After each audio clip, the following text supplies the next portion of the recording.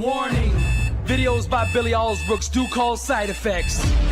And all the side effects are champions being born, dreams being realized, the weak becoming strong, weight loss, victory over unbelievable odds, incredible comeback stories, the sick being healed, marriages being restored, victory over all forms of addiction, job promotions, average people becoming millionaires, warriors becoming blessed and unstoppable. These videos will motivate and inspire you to take action. Warning, your faith is now being increased to the level it takes to move mountains. Arise, champion. I'm Billy Alsbrooks and I approve this message.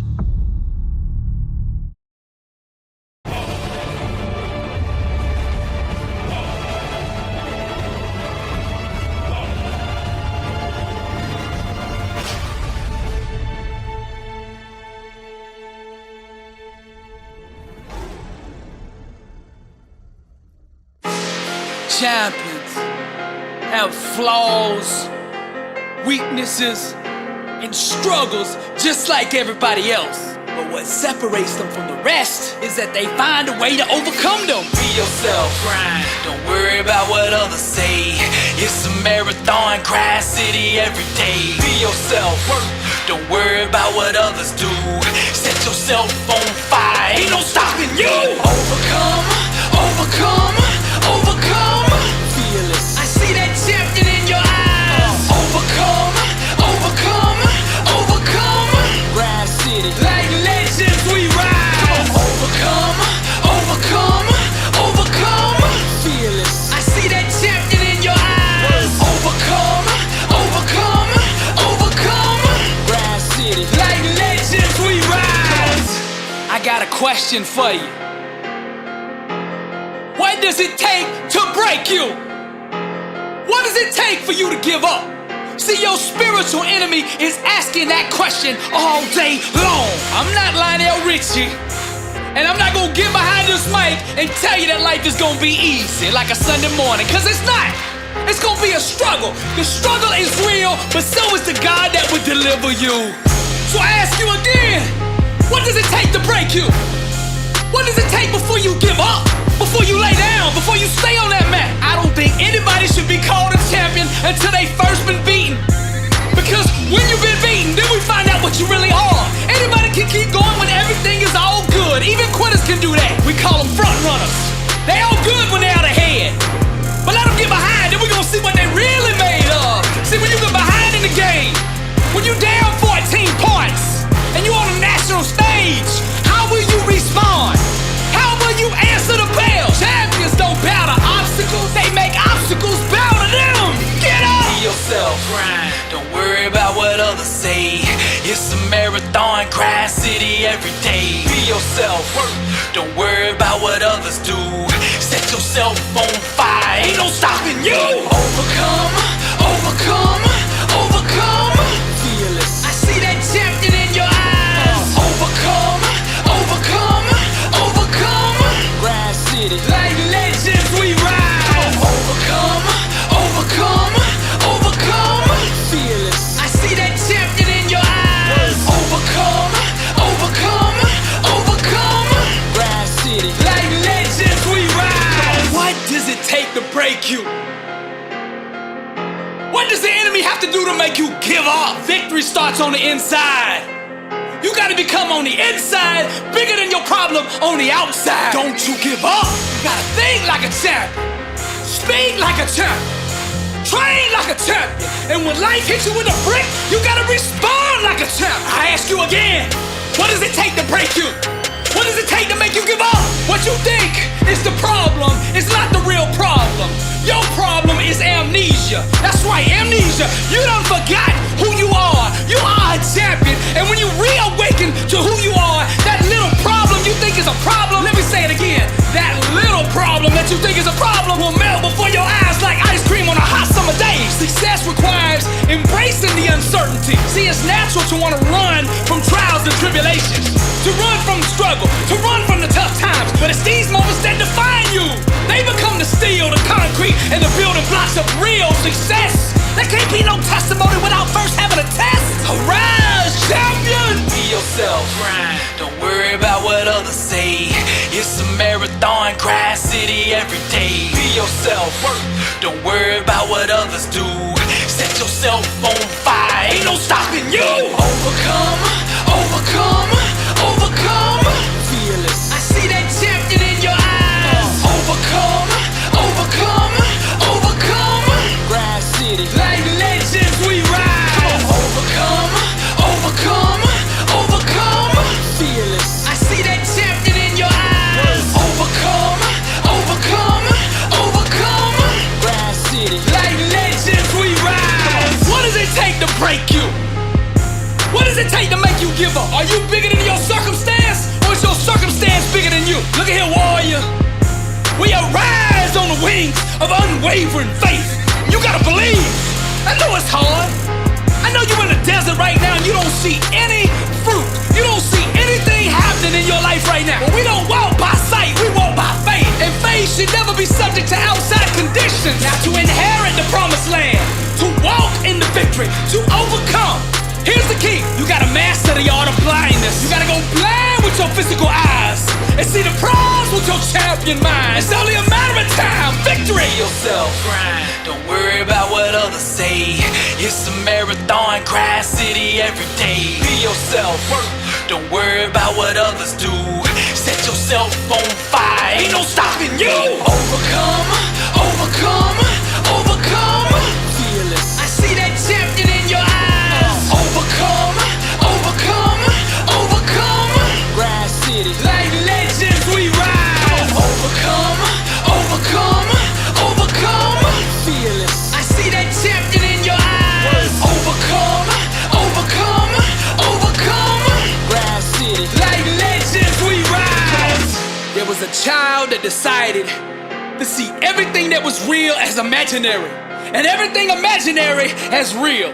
And when he grew up, he continued to live this way until he owned the world and everything in it. This is Billy Alsbrooks, and I am blessed and unstoppable. To God be the glory. B7U, yeah. Ride City, all day, light of fluid. Champion, don't you ever forget who you are. You an overcomer, blessed and unstoppable.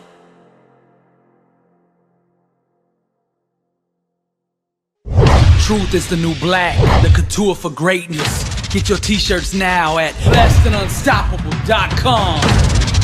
Join the movement.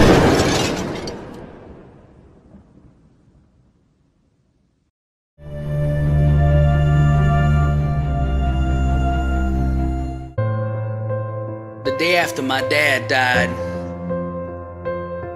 we went over to the funeral home to make the arrangements. And the funeral director asked me, "What do you want to put on your dad's headstone?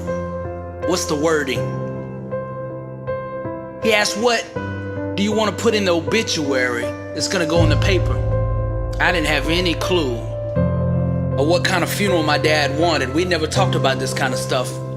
But inside making these arrangements was the last gift and the most precious one that my dad ever gave me. You see, I came to realize in that moment that I too was gonna die. And that somebody would be asking what to put on my headstone, what to put in my obituary. I mean, I had heard it all before, all the quotes. Life is short, life is precious. Live life to the fullest. Live every day like it's your last, cause one day it will be. But up until then, all that stuff was just quotes in a book. I had no understanding, no revelation, no comprehension of what they were saying until that moment at that funeral home. Then I understood life is precious. At the wake, people got up and talked about how my dad had impacted their life. Story after story after story of how my dad changed their life. One said he helped them get off drugs. Another one said he helped him overcome alcohol. Another one said he came and bailed him out of jail when he got picked up for a DUI. Another one said he came and got me on the side of the road at 2:30 a.m. in the morning when no one else would come. Another one said he taught all my sons how to play the guitar. And now they're all writing songs and playing at church. But the one thing nobody spoke about at the funeral was money. See, I'd been in the music business for the last 17 years. And all I had been chasing was money, fame, and the lust of the flesh. And not one of them mentioned any of the things that I've been chasing. And that shook me to the core. See, I had all my priorities wrong. Now, I'm not saying money's not important and it doesn't play a role. But it just gotta be in the right order. Right there on that gravesite, I realized life is about legacy. As they lowered my dad down in that red clay mud, in that Alabama soil, I had the biggest revelation of my life. I asked myself, what do I want to be known for? What do I want them saying at my wake? What do I want them thinking when they lower me in this ground? See, I was embarrassed because if I had died right then and they'd been putting together my obituary, I'd have been so ashamed of what they put in there. Sometimes we need an event like what I went through in order to see ourselves for what we really are. My dad wasn't vocal, but I knew he loved me. In my whole music career, I've been using a stage name. But I buried it that day with my daddy, and I decided to build my legacy around the name that he gave me. And the way he died unexpectedly taught me that tomorrow isn't promised. So you don't know how long you're gonna be here on this earth. You better start living now, Billy. It was 20 degrees. January 2nd, and I'm sitting there by that grave in the cold wind with the tears just coming down over and over and over. Wipe them away and they just kept coming. And this voice on the inside of me kept saying, who are you gonna be, Billy? Who are you gonna be, Billy? Who are you gonna decide to be, Billy? What do you wanna leave this world, Billy? What's gonna be your legacy, Billy? When you start taking those last short breaths like your daddy did, are you gonna be content with the way you lived? Are you gonna be proud and satisfied with what you left this world? Who do you wanna be, Billy? Who do you wanna be? I don't remember much about 2008. It was just one dark cloud. I had sunk into depression. I was blaming myself for my daddy dying. If I had to got him out of that bed in the nursing home and try to put him in that wheelchair, maybe he'd still be living today. The doctors tried to comfort me and tell me that it wasn't my fault, that that blood clot could have dislodged at any time. But I still blame myself. Only if I hadn't moved. Why did I have to move him? I kept cycling those last 10 minutes of my dad's life over and over and over in my mind. Who do you want to be, Billy? Why did my daddy have to die? You better get to living, Billy. Why did I have to move him? Stop running. Who do you want to be, Billy? The week I got back to Florida, I started going back to church. I'd come in and I'd sit on the back row with my back up against the wall so nobody could see me crying. Mom and Daddy didn't raise no quitter, but Lord, I'm shattered into 1,000,000 pieces, and it's hard for me to fake it. That summer in 2008, I found out my grandfather had stomach cancer, and it was terminal. Up to this point, I hadn't talked to any counselors or therapists or any of that stuff about what was going on the inside of me, the guilt and the pain and all that stuff that I was cycling about my dad every single second of the day. And it was just stacking and stacking on the inside. And now I get this news about my granddaddy, who I'm also close with. I just couldn't deal with it. It was mental and emotional overload. I felt like I was submerged in darkness, suffocating on anticipation. I can't take another phone call. My mother would call me each day and update me on my grandfather. And as he progressively got worse, each day I got more nervous. Fear started coming over me. Anxiety started building up. I got to where I wouldn't even answer the phone because I was worried about what she was gonna say. See, in this uncontrollable situation, not answering my phone gave me a little sense of control. Because if I didn't answer the phone, I didn't have to hear the news. I can check the voicemail. And I can distance myself from reality and pretend it didn't happen. And I can put reality on hold. But reality waits for no one. When I checked the voicemail and heard the news, I got in my car to drive back home. I had about a 45-minute drive. And it was on this drive that I had my second panic attack. And this time I was alone in the car, by myself, 30 minutes away from home. The side effects from the trauma that I went through with my dad is now coming full bloom. And I'm thinking in this car that I'm about to die. Every second feels like an hour. I didn't know what to do, whether to pull over on the side of the road, drive straight to the hospital, to drive home to get my wife and then go to the hospital. All these things just kept cycling over and over in my mind. I'm gonna have a heart attack. I can't breathe. Just like my daddy, I couldn't breathe. I can't breathe. Just like you, daddy, I can't breathe. I'm gonna die just like you. You had a stroke in the car. I'm gonna stroke right down this car. What's wrong with me? I don't wanna die alone. Please, Lord, help me. If you love me, Lord, please. Who do you want to be, Billy? My mother had asked me to be one of the pallbearers for my grandfather. I hadn't told her about the panic attack, because at that time, I didn't even know it was a panic attack. I thought I was just having health problems. I'm terrified on the inside, thinking that I'm gonna die. And it could happen at any second. My dad taught me that. It comes in the unexpected. So I've got to stay on guard. My mind has got to protect me now. Those last 10 minutes of my dad's life have now become a ghost that haunt me, and everybody knows you can't run from a ghost.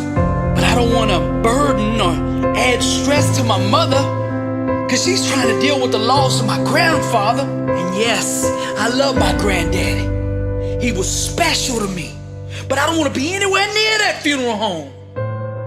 I'm doing everything I can to hide it and not be a burden to my mother. But I had a panic attack in the parking lot. I had a panic attack in the lobby. I had a panic attack in the bathroom. And I had a panic attack while I'm carrying the casket. It got so bad I almost had to let it go. I can't let my granddaddy's casket go. Good thing about funerals is everybody else is crying too. So I just sat in the back. Now a slave to anxiety. That night I went to the emergency room. As I was waiting on the doctors to see me, I'm sitting in the chair, reliving those final 10 minutes of my dad's life. And I'm literally going crazy in my mind, because you can't run from yourself. The unresolved emotions overcoming me. And this thing, whatever it is, this fear and all this stuff is in my mind, and I can't see any way out. It's just dark. I'm in a room, emergency room full of people, but I'm all alone because nobody can get in my mind and help me fight this battle. It's just me and the ghost. And that ghost is winning. And this is so foreign to me because I've never had any health issues. I've always been healthy. Facts mean nothing to my mind because right now, my mind is trying to protect me. It's what they call fight or flight. My subconscious mind is now taking over. It's got the wheel, and it's controlling what I'm thinking, what I'm feeling, and I can't do anything about it. I'm the type of person that has to have control of the situation, and right now I'm completely out of control. Who do you want to be, Billy? Stop asking me that. Can't you see what I'm going through? I can barely breathe. How do I fight a ghost? I can't go back and change it. Who do you want to be, Billy?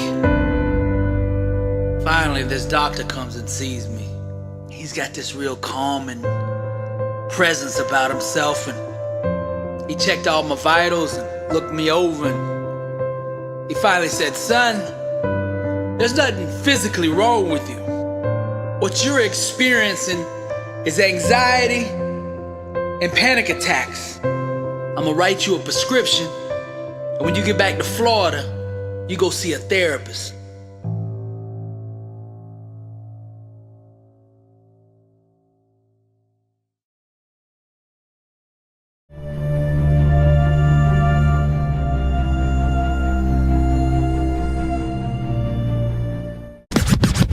Blessed and unstoppable. Success starts with putting the right things into your mind. And my new book, Blessed and Unstoppable, was strategically designed to align your mind with the laws of success. This curriculum will teach you the inner mechanics required to go from average to phenomenal, from living a life with limits to being blessed and unstoppable. As you follow this guide step by step, amazing breakthroughs will happen. New doors of opportunity will open, and favor will begin to chase you down. Blessed and Unstoppable is a 31-day devotional on the laws of success. This book will instigate the thought process and actions required to transform your life. Each day has a Bible verse, a teaching on that day's principle, a positive affirmation, a prayer for the day, self-assessment questions, success quotes, action steps, and a powerful inspirational message. Regardless of what field you're in, Blessed and Unstoppable is your blueprint for success. Get your copy at blessedandunstoppable.com. Also available on Amazon.